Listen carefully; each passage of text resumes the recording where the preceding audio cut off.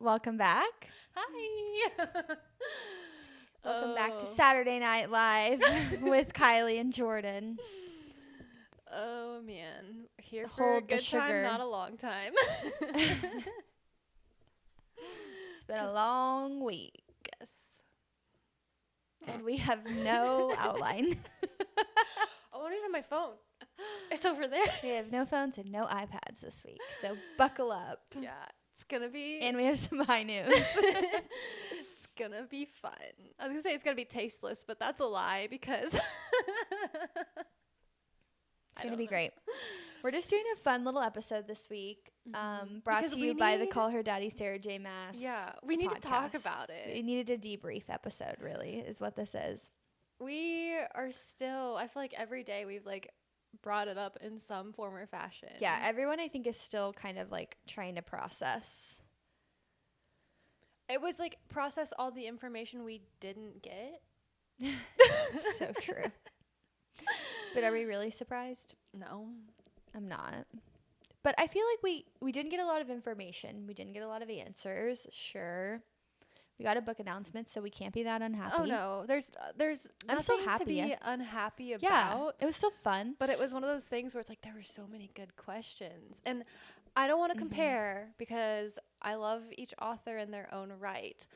But Rebecca Yarros is so good at like non-answering with an answer. Yeah. And I love that. I love she how plays the game. Sarah wasn't really down to play the game necessarily. No. But that's okay. One thing that Sarah did give us in that podcast is like personality. Yeah, an insight into her and like who she is and things. She really opened up about her trauma and everything that she went through. Not to mention confirmed why reasons I don't want to have a kid. Yeah. Scared everyone a little bit. I was like, if I wasn't traumatized, I am now. Yeah, she just really opened up to all of us and like spoke from the heart, which is a really tough thing to do. Yeah. And she got emotional and I was like, that is just... She was very vulnerable in the podcast, that which I think is hard. Special. That's arguably a harder thing to do than to just answer questions Anybody about characters. Can do that. Yeah. Anybody can do that. So. But no, I love that. I loved getting a taste of like who her. She is. Yeah. You know what I mean? Like just like Taylor being on the New Heights podcast. Yes. I'm like, oh my gosh, like this is so cool. I get a little like glimpse into like the real like, deal. Oh, she's my best friend, but it's nice to like kind of know my best friend. Right. Exactly.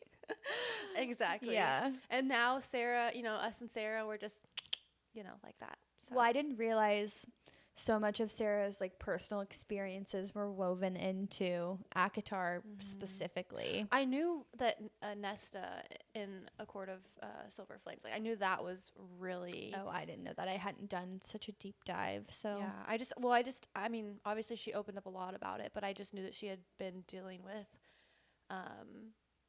just, a lot of emotions and mental health stuff when she kind of was like writing that, or like at least that's what Nesta's kind of character was kind of based loosely around with some of that. But okay, one thing that I have been seeing all over is the theory that Caltaine is Bryaxis. Thank you. Okay, yeah. So real quick, sorry, that's like jumping right in head first. No. I love a good jump in.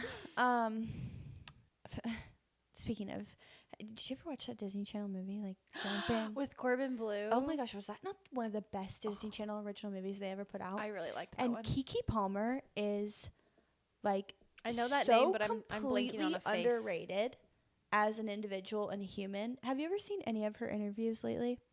She's one of the funniest people. Okay. After this is done, I'm gonna show you some of her interviews. She is freaking hilarious. What else is she in? I'm like blanking on a face. I don't know. I mean, I know she's like been in things like throughout. Was she like a main character in that movie? Yeah, she is the main girl in that movie when she was younger. But now she's like obviously grown up and she's like But I don't know. I'm just like I cannot. She's so funny. You know that song, that TikTok sound that's like, I'm sorry, I don't know who this man is. That's her. Like that's, you know, I don't think I've seen that. This may sound ridiculous, but I don't know who this man is.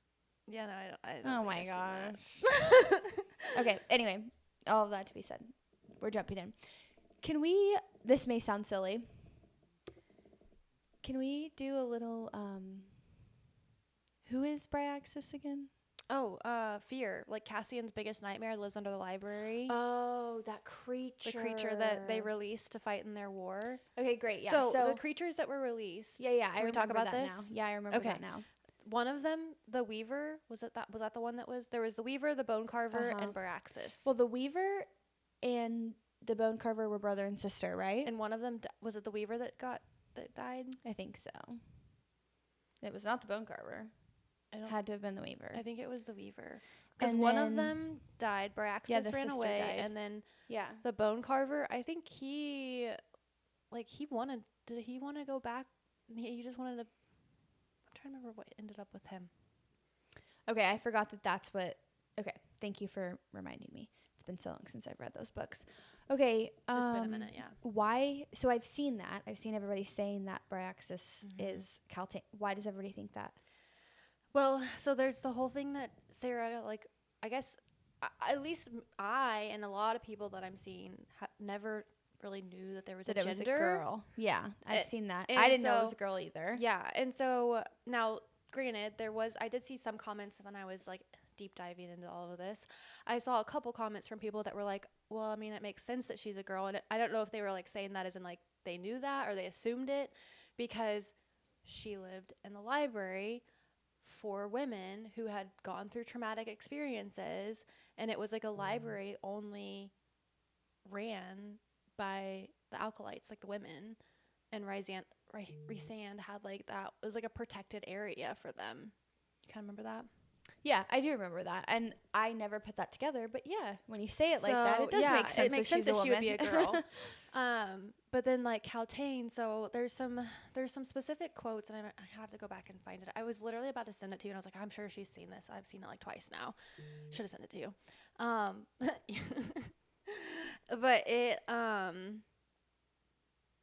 was like there was quotes and stuff, but it talked about like Caltaine's like obviously she's like a tortured woman for one. Other things was like her shadow fire, like being like a bright light, and I think there's something like with Abraxos like having a bright light. I don't remember that at all, but and maybe like one of the like the way that he like maybe I'm making this up. Sorry. Like one of the things that like I'm trying to remember how she like killed on like the war. I don't know because every time that I talked about like Caltaine's power being like similar to Bryaxis's power. Yeah, okay. Like there was a tie there. So before this interview, I had it in my head because of some things that I saw on the internet that Caltaine was the cereal because of the cloak thing. Oh no, that makes a lot of sense. I saw some things about that because that could also didn't Aelin give her her cloak when she was in the dungeon, and that like meant a lot to her. Now granted, so, I think it got left behind. I know, but the whole like cereals thing is like with a cloak. Yes, it always wants a cloak. Like that's how you pay it. Very important, and that would make sense why it's like so significant because that was like such a significant moment in Caltaine's like life. That was like right before she kind of like lost her humanity. That was like the only kind like human act that she probably ever received at that point. Yeah. And from then on out. And then I think that's when her like turning point took. Yeah. And then I think that's probably when they like implanted the word key. Yeah. And she was wild. Yeah. So I don't know. Man, okay, so lots of different theories out there. I feel like that could be either. I have not seen that ever, but I saw that a while ago, and I thought, oh, yeah, that makes total sense. And I just kind of, like, moved on. And then when I saw all this about Bryaxis, I was like, okay, and why do we think this? No, yeah, and now every time I'm saying, like, Bryaxis, because we're, like, I'm rereading Empire of Storms, your tandem reading right now for the first time. Yeah. Abraxos. Oh, see, this is why I get so confused. I'm like, Bryaxis and Abraxos. Who's Abraxos? Manons. Oh yeah. Were wyvern. Yeah. See, this is why things There are so confusing. many big words. Maeve, Madra. Stop confusing me. It's not that they're big. It's just that everything is so similar. And it's, yeah, but it's like different but similar. And yeah, anyway, there's so much to try to keep track of. Mm-hmm. Like, and then it's like I keep seeing all these things about Crescent City characters. Is she biting you? No, she's just got a little bit of a claw. Oh, it's okay. It's probably time for her to have her little nails did. She's fine. I keep seeing all these things about Crescent City and all these characters, and are we gonna read that before? Got to read Crescent City. We are so behind. Oh, so are we gonna try to read that before October? We have no business even sitting down in front of these mics and talking about this because. Oh my God. Says the girl who fast forwarded parts of the podcast. Sorry, I didn't want to spoil things for myself. You're ridiculous. Did you go back and watch the spoilers? No. I thought for sure you would. I haven't had time. I thought about it though. Shame on you. Ooh, Shame on you. Don't look so disgusted with me. Why would you want to spoil anything for yourself? Because I'm scared. It's okay to be scared. I'm really scared. It's okay to be scared. It's going to be fine. Either they're all going to die, and then it'll be over, and we can move on. Says the person, it's okay to be scared. They all die. If you expect the worst, and then it doesn't end up that way, then you'll only be happy. Set the bar low. I don't know if that works for me. Okay, then don't. I don't care. I don't know what to tell you, all right? We're two very different people. I don't know how you cope. Look at all these other books we have to read. Like, if every... Okay, but what's the other one? So, obviously we have to get on Crescent City. When the Moon Hatched, is that the other one that you were... Oh, yeah. Like, writing my ass about? Well, yeah, because the second one comes out. In April? I think so. So... we have to finish a tandem read. We have to read Kingdom of Ash. We got to do When the Moon Hatched. That Blood and Roses one by Callie Hart comes out this week, though, and I'm really excited about that, too. Okay. It's just not really on my radar. Oh, but it sounds like it's going to be so good. Okay. Well, you can... Like, mafia and, like, mob bosses and, like... No, I mean, that does sound kind of fun, I guess. Yeah. Anyway. Okay, so were you expecting, like... I guess I've never really watched a Call Her Daddy podcast, to be honest. You've never watched a true Call Her Daddy podcast, and you've never watched a post Spotify deal. I've like seen interview. I've Call like, Her Daddy podcast. It's like one of those things where I've seen like clips or I've started some of the like the interview ones that she had because like she's interviewing all these people that I'm like, oh, I kind of like that person. She has an or, unlimited I budget, like so you can pretty much get whoever she wants. Must be nice. What happens when you have money? But okay. I don't know what to say. Like, are you dissing us right now, or are not you us? Just being like, no, not at all. I'm just saying, okay. like, she has a lot of money, so that's fair. And like, she's the biggest podcast, so she can get whoever guests she wants. We don't have guests. That has nothing to do with us. Okay. What? I was like, I'm like, what angle are we coming at from right now? None. I'm just saying. Anyway, but yeah, so I have like seen clippets and like I follow her Instagram and stuff, but I haven't like sat down and watched like probably an entire episode. So I really didn't know like totally what to expect. So maybe I definitely expected more question and answer, like, and not so much like life story from Sarah. But I don't know, were you expecting that, or what were you kind of? Yeah. I don't know. I mean, I think I think that Alex's interview style is kind of different. Like, I don't think she really leads any of her interviews. I think she kind of lets, like, the person in the chair kind of, like, lead the interview, which is probably why she gets so many guests and they, like, feel comfortable coming on her shows because she doesn't, like, push anything or, like, force them to answer anything. I mean, her vibes are definitely, like, cozy, like, let's just chat. Yeah, and clearly we saw, like, she asked Sarah all these questions and, like, Sarah didn't have to answer a single one of them. So it's pretty, like, the most least intimidating. I feel like she like tried to appease all the fans by asking the questions, and then, like, but then obviously probably Sarah was prepped with, you can answer them if you want to, and then Alex was like, okay, well, we'll just move on. And it was like, okay, well. You were kind of annoyed with that. Yeah, I'm always annoyed. I'm always annoyed because that's how she does all of her interviews. Yeah. But I mean, I get it. It's fine. To be fair, like, you can't force anybody to answer something. But at the same time, it's like, why are you asking the question if you are not looking for an answer? Well, and also I feel like with those kind of things, like, are they not prepped ahead of time? Like, hey, these are the questions we're going to ask. Oh, I'm sure. And that's like any interview. I'm almost for sure that why like would they all ask the a bunch of are questions sent that, and like approved. Yeah. So I'm like thinking, like, why would they ask a bunch of questions that aren't going to be answered? Yeah. If they know that's the case. I don't know. All in all, fun. It was super fun. It was fun to watch. We made it a little girls' night. We have a fun little We have some clip clips that we're going to post eventually. That was pretty funny. Yeah. We found it pretty funny. It is funny. I don't want to spoil it or anything, but yeah, so that'll be fun. Yeah, look forward to that. Hopefully it'll be up tonight. Yeah, so how's the tandem read coming? I think it's going good. Do you know where you're at? No, because I haven't read in like 4 days. Oh no. I know, it's so bad. And here's the thing. That's just sad for you.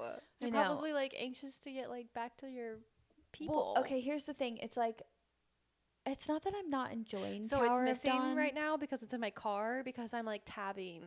No, that's fine. Some little quotes. It's not that I don't enjoy Tower of Dawn because I honestly thought it would be a lot worse because people are always hating on Tower of Dawn. Yeah, like, and so I feel boring, like I kind of loved it in the sense that like it was not what I was expecting. I don't love it. I had such low expectations because of how everybody talked about it, and they're like, I didn't even read it. I'm like, how do you just not read it? Also, how do you not read an epilogue? But you know, people do that. And anyway, so it's not bad. Like it's coming along. It's just it's easy to stop reading when you're switching back and forth from two books. Yes. So it kills the momentum so quickly. It's like amazing how much the momentum can be killed just like that. Well, because even just like when you're set down reading, you're like, okay, I'm to my stopping point in this book. Close it. You go to get but then like you pick up your phone or like you pick up whatever, and then you're like, oh, I'm gonna go run and do this really quick or throw the laundry before you actually pick up and it's like, and then I sit down to read and I'm like, well, wait, am I in Empire of Storms or am I in Tower of Dawn? Do you have them tabbed? I have them tabbed, but I'm like, I still when I sit down, I'm like, wait, am I in Empire of Storms or am I in Tower of Dawn? Because they're all tabbed, but I finish it until the end of the tab. So maybe I need a bookmark too. Bookmark? I was gonna say. I don't own a bookmark. Do you own a bookmark? Yeah. I don't necessarily use them. Oh, but remember, I dog ear my books. You know what? I have something for you. I have a few things for you. And so when you're dog earing 2 books, like, it doesn't help. I have these cute little hearts that you like slip over the corners. So that way your poor corners don't get dog eared. You just slip on a little. Okay, that's fine. But here's the thing. I kind of like a dog eared book. I kind of like a broken spine. I don't mind the broken spine, but the dog ears, I feel like make it to where it's like hard to like, okay, this is my pretty shelf. This is the cutesy shelf. The shelf out there is packed. And the shelf in the bedroom, packed. Yeah. So like I can't do the dog ears where it's like makes the book stand out anymore because I need it to be as small as possible to fit as many as possible. But I just like a book that's been loved. Oh, yeah. You know? Mm-hmm. So I don't mind it. Okay, so like when you are writing, when you're making like notes in the book, what are you writing? Open up. Which one was it? Was it a Court of Silver? Oh no, actually it's actually in my Empire of Storms. I don't want to open that one. Doodled, and I know I don't have it in here. Are you writing down words or are you writing? No, I'm like highlighting like quotes that I like. Things. Okay, that's different. One of them I doodled in. Like there was like the. Okay, that's fine. Actually, I can't say that out. Okay. Anyway, there was a thing that I really liked, and I was like in my head, I just like envisioned it, so I was just kind of. Okay, like I could get down with that. It's when. But what's not embarrassing, but like then one of my friends asked to borrow those books, and I was like. So there's some like cutesy, and then also like. not so cutesy things in there that are like noted. Anyway, among other things. It's when people like write things in the books. I'm not annotating their work. That's when people, what I can't get behind. That's another pet peeve of mine is when people like read a book and want to point out all the grammar and this and that. Like, I'm not here for that. I'm here for the story and the plot.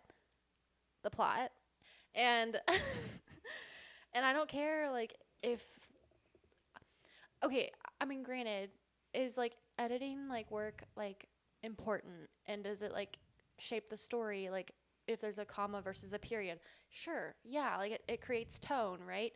And like part of me would love to be an editor. I think that'd be so fun. That's none of my business. But also it's and that's none of your business. If I'm and that's really none of her business either.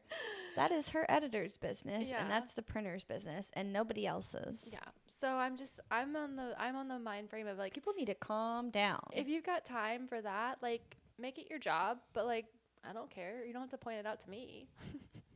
Anything I say that Jordan number 2 like is like that's not right, then I have to turn it into an argument. And then he's like, will you stop rage baiting me? I was like, but I'm actually flirting with you. Oh yeah, we had this conversation last night. So I'm curious, is rage baiting in your mind flirting? Because I think it's my favorite. My new favorite form of flirting. I think yes. Now, if someone's rage baiting me, it's not flirting. But if I'm rage baiting someone else, it's definitely. So you're saying that all these little times that I'm like, you're like, are you flirting with me? Is that what you're saying? You're obviously not into it, okay? I'm into it with you, yeah, sure. But not with Tyler. Like, that's annoying. Is it? I don't know. He doesn't rage bait me, so I guess I can't say that for certain. He's a golden retriever. Of course he doesn't rage bait you. Yeah, I know. I have to take a step back. I'm backpedaling a little bit. I don't have a fair... I can't give a fair assessment on that. But to be fair. You don't rage bait me, though. The only time we argue is when we sit down with these mics in front of the camera. We don't really argue when we're, like, hanging out any other time. I guess not.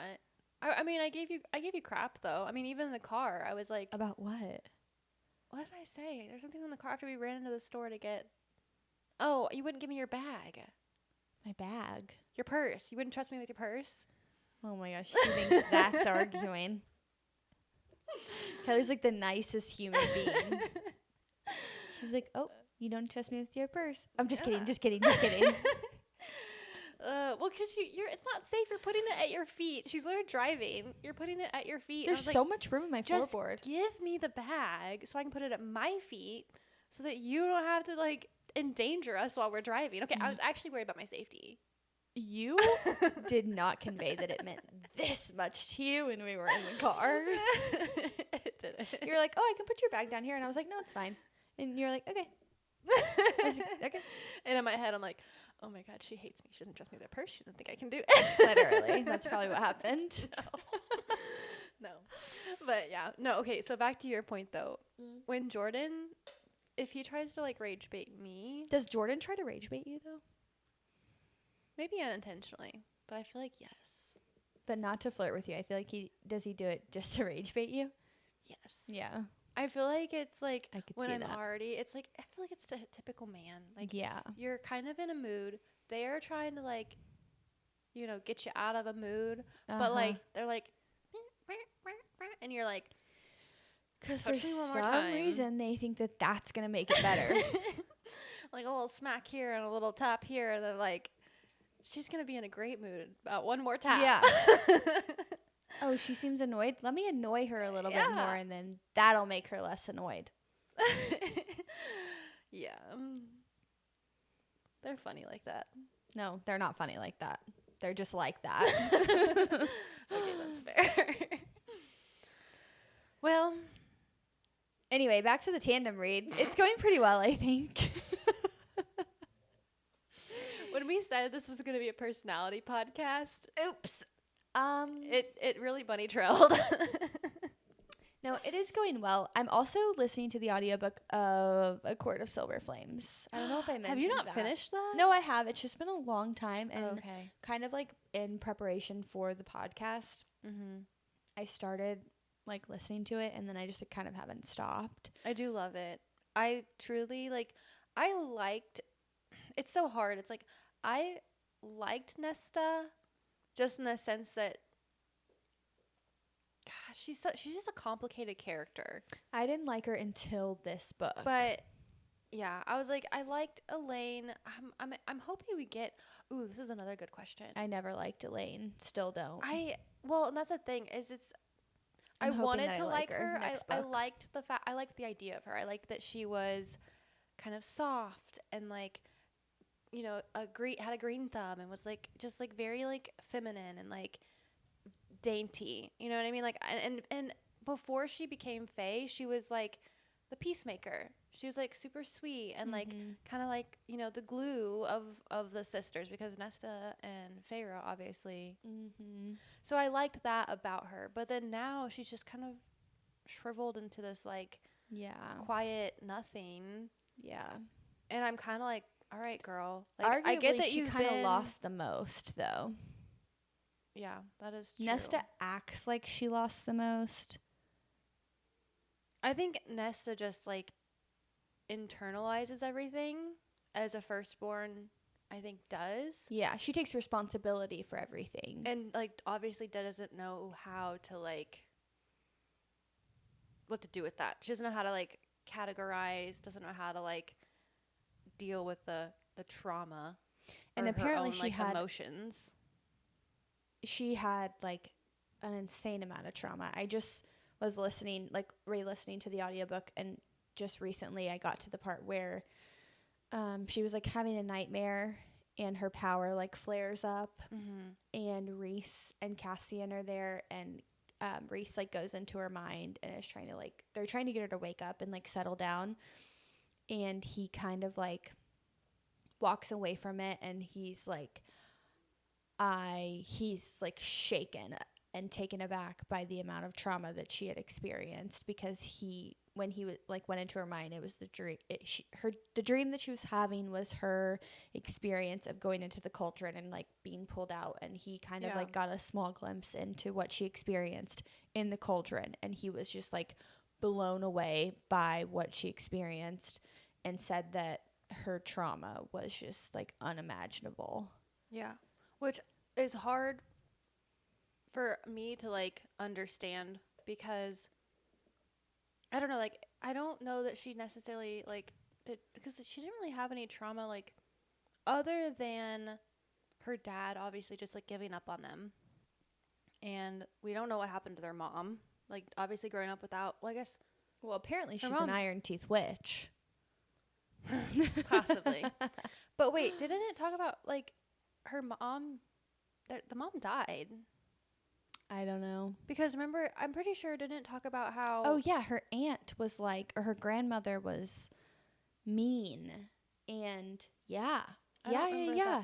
Well, because I just know that the mom, like, told Nesta she was going to basically, like, marry Rich and all this stuff. Basically, like, kind of, like, groomed Nesta to be...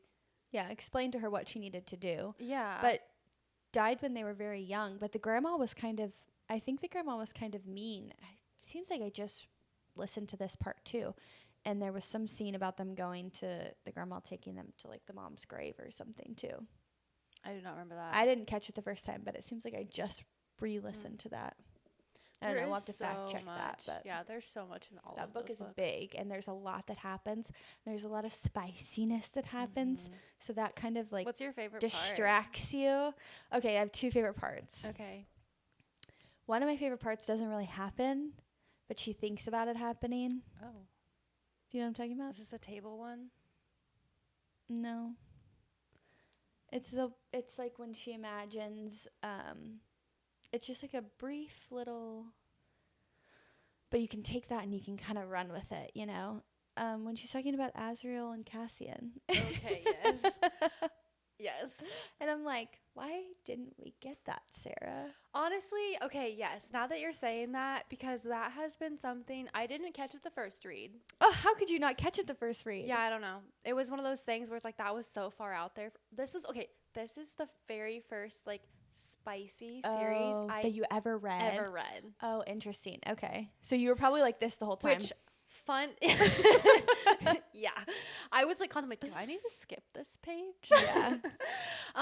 And fun fact, I started A Court of Thorns and Roses on Jordan and I's honeymoon. Oh, not knowing like what was to come and like what was in it, right? And this is hilarious to me, and it's even more hilarious like the further I got into the series, thinking back on this. I'm just like sitting at the pool reading this book, like not really knowing what I'm headed into, right?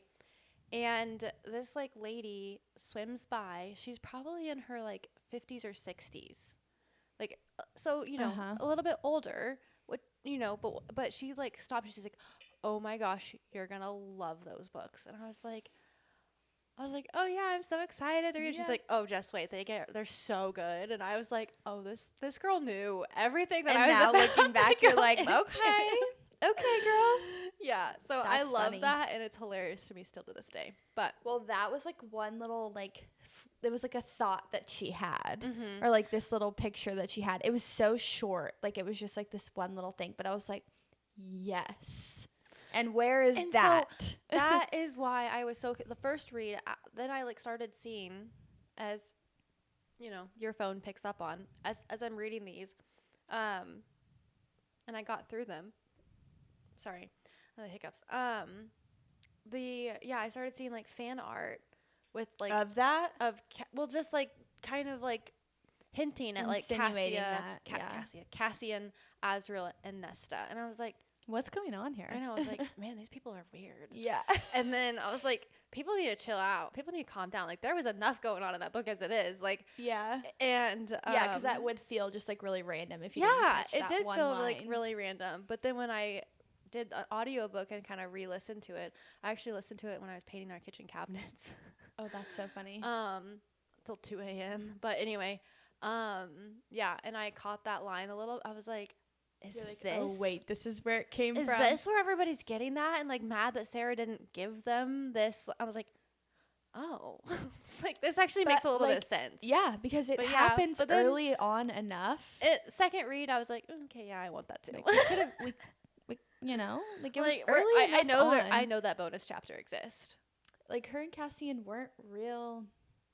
They weren't real in it yet. It wasn't serious yet. No, but they hadn't even had sex yet. Also, with it being like a mate bond, like I don't know if you can do that. They hadn't even like really gotten together yet. Yeah. So I say, give it to us, Sarah.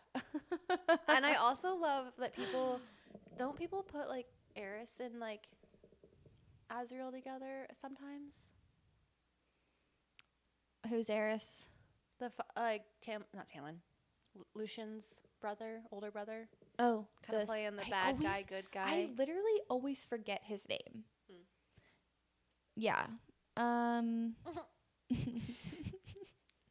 The one who was supposed to get married to Moore. I don't know. I don't know that I've seen that. Well, she's with Jonas. Joe, what's his name? She has a boyfriend. Who? Sorry, who were we talking about? Eris? No. Who did you say sometimes? Azriel. I feel like sometimes they like ship, like I've seen people shipping like Eris with somebody, another guy. Another man? Male, yeah.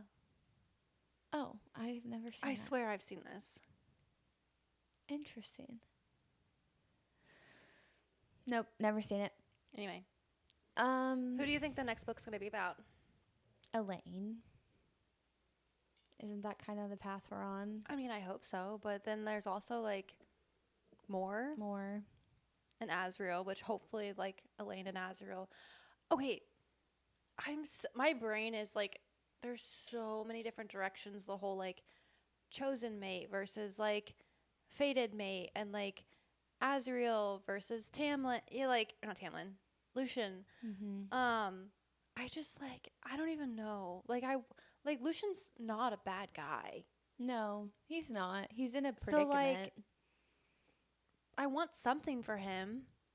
But he also kind of needs to, like, step up. Like, we just need to see a little bit something from him. Like, he's definitely not like a man right now. He's just kind of like a hurt puppy. I know, but there was a time for him to just, like, really, like, be back. And because Elaine was going through so much. They were all going through so much. There was so much happening, like the war and all of this. And, like, it was a tough situation. This happened, and it was nobody's choice. And I understand why he was just, like, acting the way that he was, and there was a time for that. But now's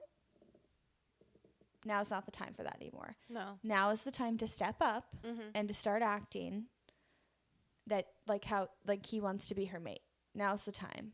And so if that's what he really wants, then he needs to start acting like that, and he needs to, like, start to pursue her, I think. Yeah. In a real way. But then also, it's like it'd be so easy for her and Azriel to develop something right now because Lucien is, like, kind of playing this, like, hurt, like, in the background kind of guy. That's kind of Lucien's fault. But, so, like, that's kind of what I think. That's what we need. I think we need Lucien to step up and start pursuing her. And but then is it going to be like to step up and start pursuing her? And then I think she needs to just decide what she wants. Yeah, mating bond. But or what no do you think about bond? Gwen? Because, like, who's that again? She's one of the Valkyries. So she was the one from the library that started coming with. Yes. Nesta Who started doing the training. So it's Gwen, Nesta, and then, oh crap, what's the other girl? She's the Illyrian girl. That owned the shop. And I'm totally blanking on her name. Don't remember. It's gonna drive me crazy. Anyway, yeah, because there's that bonus chapter that she wrote where, like, Azriel and Elaine had a moment, and then Azriel had this, like, necklace that he wanted to give Elaine, but then, like, not Tamlin, Rhys-Anne was like, dude, stop, like, we're done, this is a no. Also, Rhys, mind your own business. Yeah. And when it comes to war, when it comes to politics, but this is love. So anyway, Azriel goes and, like, drops the necklace off in the library and I think gives it to Gwen or whatever. So there's that. And I love Gwen. Like, she's such a strong female character. Yeah, I like her too. With her backstory and, like, all the trauma that she's gone through. So love her. Love Nesta and her and, what's the other name? I don't want to say Valerie, but it's not. I'm going to look it up. Keep talking. Love their little girl trio. Like, love that so much. That's, like, just, like their little sleepover night. Like, that's just the epitome of girlhood, and I love it. But yeah, so it's like I want something for Gwen. I want something for Moore. I want something for Elaine. But, like, I just don't know what it's going to be. And there's only so many Illyrians. Anyway. But speaking of war, you made the comment about the war. I don't feel like, okay, yes, it ended, but the King of Hybern didn't die. No. Yes, he did. Who? Did he? I don't know that he did. Like, I don't think he died. No, because Nesta, like, beheaded him, right? But I don't feel like the war was ever, like, I do think they may have killed the King of Hybern, if I'm remembering that right. But I don't know that, like, to me, like, the war didn't, like, end. Like, there's obviously still the bad guys out there. Well, they're looking for something right now in this book. What are they looking for? That's what, like, this whole book is about. Is they're, like, trying to get Nesta to find this. And Nesta is like, the harp or the... Yes. And she's like scared. The trove. The trove. It's like the mask, the harp, and... Yes. And she's, like, too scared to do it. There's another thing. The mask. And so they're like, you have 1 week or else we're going to make Elaine do it. Yeah. It's the dread trove. Yes. But it's 3 items. Mask, harp, and what's the other thing? Yeah, because this has to do with the queens, right? Maybe that's what I'm thinking war-wise. The queens are still out there. Because the queens were kind of essentially working with the king. Yes. So, yes, you're right. The king's dead, but the queens are still kind of, like, carrying on this whole Gosh, it's been so long. There's so much that could. There's just we so need to much do a that could happen. reread. Oh no. No, we're done with after this whole like. Which I love Throne of Glass, but after this whole like Throne of Glass reread, I'm like, okay, no, we'll gonna just audiobook it. Yeah, but like as far as like the podcast goes, like our podcast, I'm like, there's so many books. There's so many books. Yeah. Like I don't have time. And I feel like everybody's read ACOTAR. Yeah. So I'm like, you know what? We're gonna read the new audiobook those before the next book comes out. Okay, you do that. I'm not gonna be able to know what's going on. I've read them and I've audiobooked them already, so I just don't know if I can do it a third time. Maybe. It's fine. Maybe I will. I just don't want to be lost. I know. But I'm kind of that person that I'm just going to dive in and I'll remember what I need to. Okay, I'll ask you questions. Oh my god. Okay, what a mess. Well, next week, what are we doing? Hopefully a tandem read. Empire of Storms. I'm scared. Yeah, Empire of Storms, the hopefully. whole book. That means I have to be done. Okay. Or we could do, like, part of it. We'll see. We're starting Empire of Storms. We're at least doing the first half. Maybe we'll do the whole thing. There's just a lot of content to cover, though, too. There is. Oh, my gosh, there's so much. So, yeah. So I'm kind of re-listening podcast lengthwise. Yeah, I know. We're gonna try to recap Empire of Storms and Tower of Dawn in, like, a podcast each. Do them justice, but not make it forever long. Because we really need to get on to Kingdom of Ash really so that we can just, like, start it. Continue. And then that one will kind of go through a little bit slower. Mm-hmm. Maybe we can do that in, like, 4 parts. Yeah. But, so anyway. Okay. That's what you have to look forward to. Yeah. This was very chaotic, but this was so much fun. Yep. Sometimes this is what you get. Yeah. It's either no episode or this episode. It's like, it's like, we didn't know what we were getting, but here we are. And I think we went longer than we had planned to. Yeah. But, so anyway. Bye. Thanks for listening. See you next time. See you next week. Bye.